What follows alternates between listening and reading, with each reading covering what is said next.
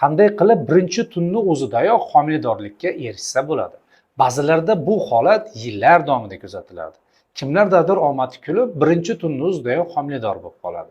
Kimdir buni issiq ukol yo qandaydir dorilar yo qandaydir kalendarlarda aytadi. Aslini olganda bu tibbiyotda tasodif hisoblanadi.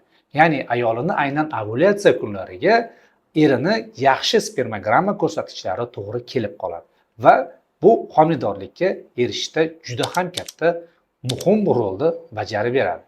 Bu 100 tadan bir 10 ta 15 tasida uchrashi mumkin. Lekin afsuski so'nggi paytda erkak kishining spermogrammasini sifatini yaxshi emasligi, ayollarda ovulyatsiyani bo'lmasligi yoki bachadon ichki qavati endometriy muhitini yaxshi emasligi hisobiga biroz cho'zilib boryapti.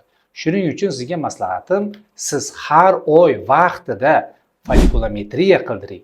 Eringiz kamida har 3 oyda spermogramma topshirsin.